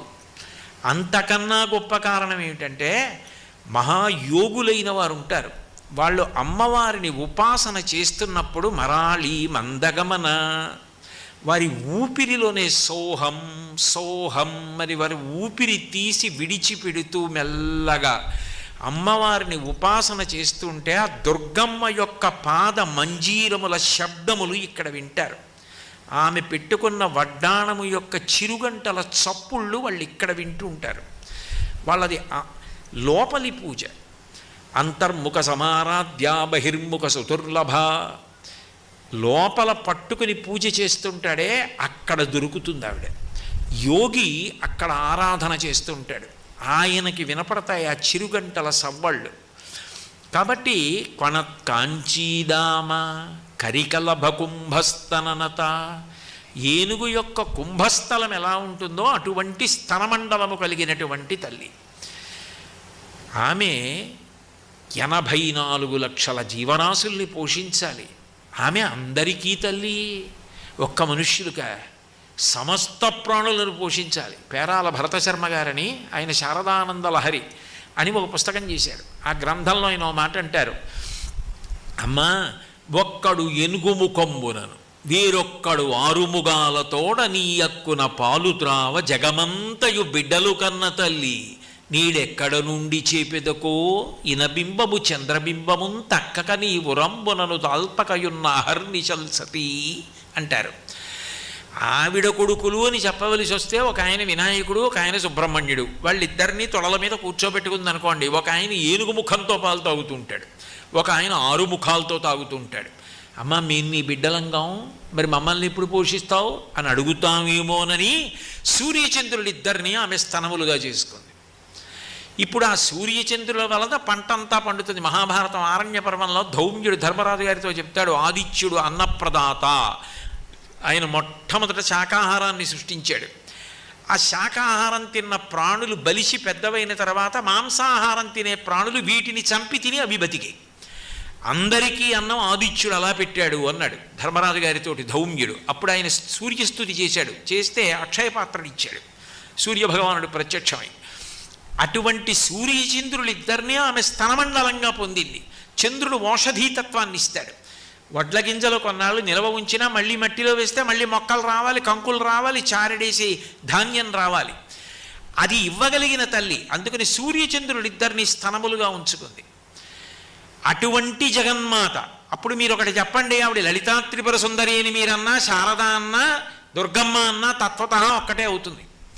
కాబట్టి కరికలభ కుంభస్తననత పరిక్షీణా మధ్యే సమ్మని నడుము కలిగినటువంటి తల్లి, లక్ష్యలోమలతాధారతా సమున్నీయ మధ్యమ అంటాడు వ్యాసుడు ఆ లలితా సహస్రనామ స్తోత్రంలో. అంత సన్నని నడుమున్న తల్లి. ఎందుకంత సన్నని నడుము ఉండాలి అంటే సాముద్రిక శాస్త్రంలో అనేక సంతానాన్ని చాలా తేలికగా ప్రసవించగలిగినటువంటి లక్షణం అది. ఇన్ని కోట్ల మంది పిల్లల తల్లికి ఆ బ్రహ్మకీట జనని, బ్రహ్మ దగ్గర నుంచి చిన్న పురుగు వరకు ఆమె సంతానమే. ఇన్ని ప్రాణుల్ని కళ్ళు తిప్పి చూసుకుంటూనే ఉంటుంది. భీమవరంలో మావుళ్ళమ్మని ఉంటుంది, ఇక్కడ వరకు ఉంటాయి కళ్ళు. దృశాద్రాఘీయస్యాదరదళిత నీలోత్పల రుచాదవీయంసం దీనం స్నపయ కృపయా మమపి శివే అనేనాయం ధన్యో భవతి నచతే హానిరియతా వనేవా హర్మ్యేవా సమకరణిపాతో హిమకరహ అంటారు శంకర్లు. ఆమె కళ్ళు తిప్పి చూసుకుంటూ ఉంటుంది బిడ్డలందరినీ కూడా. అలా కళ్ళు తిప్పి చూసుకునేటటువంటి లక్షణమున్న తల్లికి అన్ని ప్రాణులు ఆమె బిడ్డలే. కాబట్టి అంతమంది సంతానాన్ని పొందింది కాబట్టి సమ్మని నడుమున్న తల్లి. ధనుర్బాణం పాశం శృణి అపి దధానా కరతలై. ఆమె ఒక చేత్తో చెరుకు విల్లు పట్టుకుంది, ఒక చేత్తో పంచబాణాలు పట్టుకుంది. 5 బాణాలు ఏమిటవి? పుష్పబాణాలు. 5 పుష్పబాణాలు నిజానికి ఎవరు పట్టుకుంటారు? మన్మధుడు పట్టుకుంటాడు. మన్మధుడు పట్టుకునే 5 పుష్పబాణాలు అమ్మవారు పట్టుకోవడం ఏమిటి? మన్మధుడు పట్టుకున్నవి అమ్మవారు పట్టుకోవడము అంటే ఒక రకంగా అది చిన్నతనం అవుతుంది. ఆమె పట్టుకోవడం ఏమిటి? పైగా చెరుకు విల్లు కూడా మన్మధుడిదే. ఎందుకనంటే 2 ధనస్సులు పట్టుకుంటాడు మన్మధుడు అని. ఒకటి చెరుకు విల్లు పట్టుకుంటాడు, రెండోది పువ్వులతో చేసినటువంటి ధనస్సు పట్టుకుంటాడు. అమరకోశం ధనస్సు పువ్వులతో చేసింది పట్టుకుంటాడని వర్ణించింది. 2 ధనస్సులు పట్టుకుంటాడు. ఇప్పుడు చెరుకు విల్లు మన్మధుడిదే, 5 పువ్వుల బాణాలు మన్మధుడివే. అవి ఈవిడ పట్టుకోవడం ఎందుకు అంటే ఆ ధనస్సు ఆ పువ్వుల బాణాలు ఆయన పట్టుకుని పరమశివుడి మీద వేశాడు. ఆయనకి కామం కల్పించాలని. ఆయన 3వ కన్ను తెరిస్తే కాలిపోయాడు. ఒరే పరమశివుడికి కామం కల్పించడం నీ వల్ల అయ్యే పని కాదురా అని ఆవిడ తీసుకుంది ఆ చెరుకు విల్లు 5 బాణాలు. ఇప్పుడు కాముణ్ణి కాల్చేసిన వాడిని తీసుకొచ్చి పక్కన కూర్చోపెట్టుకుని మంగళసూత్రం కట్టించుకుని కామేశబద్ధ మాంగళ్య సూత్ర శోభిత కంధరాయి మనందరినీ కని జన్మనిచ్చింది. అంటే ఆ తల్లి గెలుపు అక్కడుంది. 2 అలా ఎందుకు పట్టుకుంది అంటే మన్మధుడి చేతిలో ఉన్నాయనుకోండి, అప్పుడు ఆ బాణాలు ఎవరి మీద పడుతున్నాయో వాళ్ళందరూ కూడా వక్రగతులు పొందుతారు. కారణం ఏమిటి అంటే నిజానికి ఆ 5 పువ్వుల బాణాలు నవమల్లికము, నీలోత్పలము, చ్యూతము, కల్పకము ఇటువంటి 5 పుష్పబాణాలు పట్టుకుంటాడు మన్మధుడు. ఈ 5 పువ్వుల బాణాలు వేస్తాడు. లోకంలో ఎవరైనా ఏదైనా బాగా పదునైన ములుకున్న బాణం వేస్తే బాధపడతాడు, కానీ పువ్వులు పెట్టి కొడితే ఎవడ బాధపడతాడండి? కాదు. మీరు అక్కడ కొంచెం జాగ్రత్తగా ఒక విషయాన్ని పట్టుకునే ప్రయత్నం చెయ్యాలి. ఎన్ని సుఖాలని మీరు చెప్పండి, అన్ని సుఖాలు 5 ఇంద్రియములను ఆశ్రయించి ఉంటాయి. ఆ 5 ఇంద్రియములు పనిచేయలేదనుకోండి, సుఖము దుఃఖము ఈ 2 మాటలు ఉండవు. నేను మీకు తేలికగా చెప్పాలి అంటే, భగవంతుడు ఏదో ఒక తిథిని నిర్ణయించి, ఇదిగో ఈ తిథి నాడు ఉదయం 11 గంటల నుంచి 12 గంటల వరకు మీకు అందరూ ఎలా ఉన్నారో అలాగే ఉంటారు, కానీ మీ 5 జ్ఞానేంద్రియములు పనిచెయ్యవు అన్నాడు అనుకోండి. కన్ను, ముక్కు, చెవి, నాలుక, చర్మము 5 పనిచెయ్యవు ఒక గంట సేపు అన్నాడు అనుకోండి. కంటి ముందు సాక్షాత్ కనకదుర్గమ్మ వచ్చి నిలబడింది, ఏమైనా తెలుస్తుందా? తెలియదు. కంటి ముందు బ్రహ్మరాక్షసుడు వచ్చి నిలబడ్డాడు, ఏమైనా భయం ఉంటుందా? భయం ఉండదు. ఎందుకని? అసలు ఆ కన్ను పనిచేస్తే కదా. కన్ను పని చేయనప్పుడు ఎదురుగుండా ఎవరు కనపడితే మాత్రం తెలిసింది. చెవి దగ్గర వీణ వాయించారు, తెలియదు. చెవి దగ్గరికి వచ్చి పిడుగుపడింది, తెలియదు. నాలుక మీద మధుర పదార్థం పెట్టారు, తెలియదు. నిప్పు కణిక పెట్టారు, తెలియదు. చర్మం కత్తి పెట్టి కోశారు, తెలియదు. జాజి పువ్వు పెట్టి ముట్టుకున్నారు, తెలియదు. ముక్కు దగ్గర కుక్క కళేబరాన్ని ఉంచారు, తెలియదు. మల్లెపువ్వు ఉంచారు, తెలియదు. 5 ఇంద్రియములు పనిచేయకపోతే సుఖ దుఃఖములు లేవు. ఈ 5 ఇంద్రియముల ద్వారా శబ్ద స్పర్శ రస రూప గంధములు, ఈ 5 కొన్ని కోట్ల సుఖాలుగా మారిపోతాయి. శబ్ద, ఇన్ని శబ్దములను విని సంతోషపడిపోతూ ఉంటాడు. కాసేపు కీర్తనలు అంటాడు, కాసేపు పాటలు అంటాడు, వీణ అంటాడు, వేణు అంటాడు, వైలిన్ అంటాడు, మాటలు అంటాడు, మనవడి కబుర్లు అంటాడు, భార్య కబుర్లు అంటాడు, గురువుగారు చెప్పిన మాటలు అంటాడు. ఇన్ని విని పొంగిపోతూ ఉంటాడు. అన్నీ చెవే వినేది. ఎన్ని వాసనలైనా ముక్కే, ఎన్ని ముట్టుకున్నా చర్మమే, ఎన్ని తిన్నా నాలుకే, ఎన్నిటిని స్పృశించినా చర్మమే, ఎన్నిటిని చూసినా కన్నే. ఈ 5 సమస్త సుఖములకు కారణము. ఈ 5 మన్మథుడి చేతిలో ఉన్నాయనుకోండి పువ్వుల బాణాలుగా, మార్చి మార్చి ఇంద్రియముల చేత పాపం చేయిస్తాడు. ఇంద్రియాణి బలిష్టాని ననియుక్తాని వానద అపక్వస్య ప్రకుర్వంతి వికారాం స్థాననేకశః అంటాడు వ్యాసుడు దేవీ భాగవతంలో. ఇంద్రియములు పరమ బలవత్తరములు, వాటిని అణచగలగడం ఎవరికీ సాధ్యం కాదు. లోకములన్నీయున్ గెలిచినాడవు ఇంద్రియానీకము చిత్తమున్ గెలువనేరవు, నిన్ను నిబద్ధు చేయు భీషణ శత్రుల ఆర్వుర ప్రభిన్నుల చేసిన ప్రాణికోటిలో నీకు విరోధి లేడొకడు నేర్పున చూడుము ధనవేశ్వర అంటారు భాగవతంలో. ఇంద్రియములను కట్టడి చేయడం ఎవరికీ సాధ్యం కాదు, అంత కష్టం. ఈ 5 మన్మథుడి చేతిలో ఉన్నంతసేపు ఇది చూడచ్చా ఉండదు, ఇది వినచ్చా ఉండదు, ఇది తినచ్చా ఉండదు, ఇది ముట్టుకోవచ్చా ఉండదు, ఇది వాసన చూడచ్చా ఉండదు. సుఖం కోసం చేసుకెళ్ళిపోతాడు అంతే. అదే పాపం. ఇప్పుడు అమ్మవారి చేతిలోకి వెళ్ళాయి అనుకోండి 5 బాణాలు. అమ్మవారి చేతిలోకి చెరుకు విల్లు వెళ్ళింది. చెరుకు విల్లు ఏం చేస్తుంది? మీరు ఏ కణుపు నుంచి ఏ కణుపు వరకు కొరికినా తీగానే ఉంటుంది. మనసు ఇంద్రియాలతో ఎప్పుడు మధుర మధురమైన విషయాల్ని అడుగుతూ ఉంటుంది. అమ్మవారి చేతిలోకి వెళ్ళింది అనుకోండి, ఏ బట్టరంగు మార్చేసుకుని ఎక్కడికి వెళ్ళిపోడు, అట్లాగే ఉంటాడు. కాకపోతే ఏమవుతుందంటే, ఏదైనా తినే ముందు లోపల పరమాత్మ ఉన్నాడు, ఆయన జీర్ణం చేస్తున్నాడు. అహం వైశ్వానరో భూత్వా ప్రాణినాం దేహమాశ్రితః ప్రాణాపాన సమాయుక్తం పచాన్యన్నం చతుర్విధం. హోమగుండంలో వేస్తే ఆవుని ఇవి, లేకపోతే సమిధవి. అంతేకాని పట్టుకెళ్ళి కళ్ళు పోస్తావా? ఎలా పోస్తావు? ఈ లోపల పరమాత్మ ఉన్నాడు జీర్ణం చేస్తూ. ఆయనలోకి నేను ఏది పడితే అది పొయ్యగలనా? పొయ్యచ్చా అన్న భావన కలుగుతుంది. అప్పుడు ఏది లోపలికి వేస్తున్నా ఈశ్వరుడికి నైవేద్యం పెట్టి లోపలికి వేసుకుంటాడు.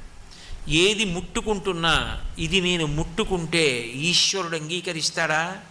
అంగీకరిస్తాడంటే ముట్టుకుంటాడు. ధర్మచట్రంలోకి వెళ్ళింది. ఇది వాసన చూడచ్చా? చూడచ్చు అంటేనే చూస్తాడు. ధర్మచట్రంలోకి విడింది. ఇది నేను వాసన పీల్చచ్చా? అమ్మవారి దగ్గర సాంబ్రాణి వేసి వాసన పీల్చచ్చు. అమ్మవారి పాదాల దగ్గర పెట్టిన పూలమాల తీసి వాసన చూసి తల మీద పెట్టుకోవచ్చు. భార్యకి ఇచ్చి సిగలో పెట్టుకోమనొచ్చు. ఇప్పుడు ధర్మచట్రంలోకి విడిపోయింది. ఇది నేను తినచ్చా? నైవేద్యం పెట్టి తినచ్చు, తప్పేం లేదు. నేను గృహస్థాశ్రమంలో ఉన్నాను, పులిహోర తినాలనిపించింది, నైవేద్యం పెట్టి తినచ్చు. అన్నీ ఏం ఆలోచిస్తాడంటే ఈశ్వరుడు అంగీకరిస్తాడా, ఈ శక్తినిచ్చిన అమ్మవారు ఒప్పుకుంటుందా నేను చేస్తే అని ఆలోచిస్తాడు. అమ్మవారు ఏమనదు, ఇది నేను అనుభవించినా సంతోషిస్తుంది అంటే చేస్తూ ఉంటాడు. ఇప్పుడు మన్మధుడి చేతిలో ఉంటే సుఖంగా ఉంటే చాలు చేశాడు, అమ్మవారి చేతిలో ఉంటే 5 బాణాలు. మనసు మధురమధురంగానూ ఉంటుంది, కానీ అమ్మవారు అంగీకరించినవి చేస్తాడు. అంటే ఇప్పుడు ఏమైపోయాడు, తరించిపోయాడు. మనిషి జన్మ ఎత్తినందుకు ధర్మాన్ని అనుష్ఠించాడు. ధర్మం అన్న మాటకు అర్థం ఏంటి? ఈశ్వరుడు ఏది చెప్పాడో అట్లా బ్రతకడాన్ని ధర్మం అంటారు. మరి ఎందుకు బ్రతకలేడు నాబోటిగాడు? ఎందుకు పాపం చేస్తున్నాడు అంటే, పాపమునకు ఒక లక్షణం ఉంటుంది. పాపం ఎప్పుడూ కూడా అది వచ్చి మనని మింగదు, అది రా రా అని నోట్లోకి పిలుస్తుంది, అది దాని లక్షణం. అందుకే మీరు భాగవతం చదివితే అందులో అఘాసురుడు, అఘాసురుడు అంటే పాపపు రాక్షసుడు. పోతన గారు ఆంధ్రీకరించేటప్పుడు చాలా చక్కటి పేరు పెట్టుకున్నారు, పాపపు రక్కసుడు త్రోవ పడియుండి నృపా అన్నారు. పాపం ఎప్పుడు ఏం చేస్తుందంటే తాయిలం పెడుతుంది, ఏదో ఇంద్రియ సుఖాన్ని ఇస్తుంది. నువ్వు ఈ పని చేసావనుకో నీ చెవులకు సంతోషంగా ఉండేట్టు చేస్తానంటే, ఏవో తప్పుడు మాటలు, అక్కర్లేని మాటలు, వినకూడని మాటలు అవన్నీ వినేట్టు చేస్తుంది. ఎందుకంటే ఏదో లౌల్యం, ఏదో సంతోషం. మాట్లాడకూడని మాటలు మాట్లాడడం వల్ల ఏదో తృప్తి కలిగేటట్టు చేస్తుంది. తినకూడనివి తింటే ఏదో తృప్తి కలిగేటట్టు చేస్తుంది. పాపము తాయిలం పెట్టి చేయిస్తుంది, రమ్మని మింగుతుంది పాము, కొండ చిలవ అట్లా అది అక్కడే పడి ఉంటుంది, వచ్చిన వాడిని పట్టుకుంటుంది. పాపము ఇంద్రియములకు తాయిలం పెట్టి మింగేస్తుంది. అమ్మవారు ఏం చేస్తుందంటే దాన్ని పవిత్రం చేస్తుంది. త్రాచుపాం విషం నేను నోట్లో వేసుకుంటే మృత్యు వస్తుంది, శుద్ధి చేసి వైద్యుడిస్తే ఉన్న రోగం పోతుంది. అమ్మవారి చేతిలోకి 5 బాణాలు వెడితే శుద్ధి, అమ్మవారి చేతిలోకి చెరుకు విల్లు వెడితే మనసు పవిత్రం, మంచి సంకల్పములు కలుగుతాయి. అందుకు పట్టుకుంది 5 బాణాలు చెరుకు విల్లు. అలాగే ధనుర్బాణం పాశం శృణిమపి, ఆవిడ ఒక చేతిలో పాశాన్ని పట్టుకుంది, ఒక చేతిలో అంకుశాన్ని పట్టుకుంది. పాశం ఎందుకు పట్టుకుంది అంటే, మనం నిజానికి ఎన్నో పాశముల చేత బంధింపబడి ఉంటాం. పాశము అంటే కట్టునది, పాశము చేత కట్టబడి ఉండడానికే పశువు అని పిలుస్తారు. పశువు అన్న మాటకు అర్థం ఏంటంటే, పాశము, పశువు, కట్టడానికి ఒక స్తంభము, 3 ఉంటే పశువు అంటారు. ఇప్పుడు నేను ఒక కుక్కని కట్టేద్దాం అనుకున్నాను అనుకోండి, అక్కడ ఒక చిన్న కర్ర, దాని మెళ్ళో ఒక గొలుసు, దాన్ని తీసుకొచ్చి దీనికి కట్టుట, కుక్క, గొలుసు, స్తంభము 3 ఉంటే పశువు అంటారు. మీరు నన్ను క్షమించగలిగితే శాస్త్రం దృష్టిలో అందరూ పశువులని అంటారు. ఎందుకని అంటే అందరికీ 3 ఉంటాయి. పాశము కర్మపాశములు, చేసిన కర్మల యొక్క పాశములు, జన్మ రాట, కర్మ పాశము, 3 పశువు కట్టబడ్డాడు. కాబట్టి మనం కాదు, శంకర భగవత్పాదులంతటి వారు ఎంత వినయంగా మాట్లాడారంటే, పశుమాం సర్వజ్ఞ ప్రతిత కృపయా పాలయ విభో అన్నారు. శివా నేను పశువునన్నారు. ఆ పాశము తెగిపోయాయి అనుకోండి, కర్మపాశములు, ఇక పశువు కాడు, పరమాత్మ యందు ఐక్యమైపోయాడు, పశుపతి యందు పశువు కలిసిపోయింది. అంటే ఈ కర్మపాశముల చేత కట్టబడి ఉన్నంతసేపు నేను నాది అహంకార మమకారములతో అనేక పాపాలు అనేక పుణ్యాలు చేసుకుంటూ వెడుతుంటాడు. అమ్మవారు ఏం చేస్తుందంటే, ఒరే ఈ రాగం ఉన్నదే, ఈ నా వాళ్ళు నా వాళ్ళు, నాది నాది నాది అన్న మాట నీతో ఎన్ని పాపాలు చేయించేస్తోందో నీకు తెలియట్లేదు. ఇవన్నీ ఒక్క వేటుకి తెగిపోతాయి. ఊపిరి ఆగిపోయిందనుకో అయిపోయిందంతే. ఎప్పుడు ఆగుతుంది ఎవ్వరికీ తెలియదు.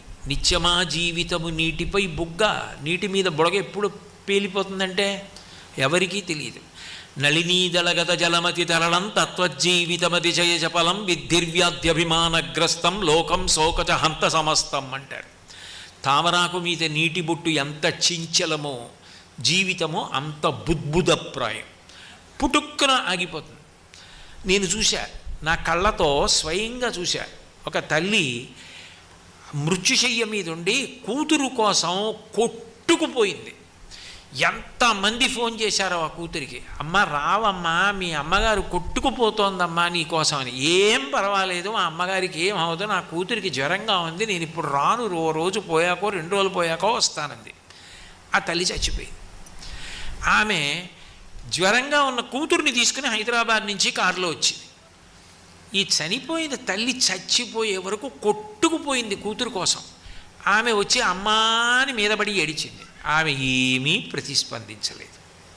ఒక్కసారి ఊపిరి ఆగిపోయాక ఇక కొడుక, కూతురా, బంధుత్వాల, ఐశ్వర్యమా ఏముంటాయి? ఏమీ లేవు. అన్ని అనుబంధాలు తెగిపోయాయి. అన్ని అనుబంధాలు తెగిపోవడానికి కారణమైన ఊపిరిని ఎవడు తీస్తున్నాడు? నిద్రపోయినట్టు ఎవరి ఊపిరి ఎవరు తీశారు?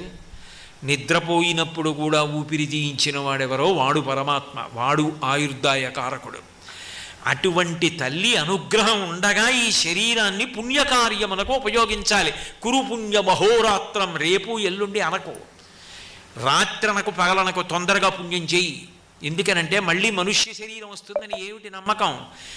ఇవాళ ఇక్కడ ప్రవచనం జరుగుతోంది, దుర్గమ్మ తల్లి దర్శనం చేసుకుంటాను, హారతి చూస్తాను, వేద విద్వాంసుల్ని దర్శిస్తాను, నేను కూర్చుని 4 మాటలు వింటానంటే ఇతర ప్రాణుల్ని లోపలికి పంపిస్తారా? మనుష్య ప్రాణి అయితేనే ఆ సౌభాగ్యం. అది ఎన్ని కోట్ల జన్మల తర్వాత వస్తుంది మళ్ళీ. మనుష్యత్వం మముక్షత్వం మహాపురుష సంశ్రయ, రమ్మంటే వచ్చేది కాదు, ఎప్పటికో అన్నారు వివేక చూడామణిలో శంకర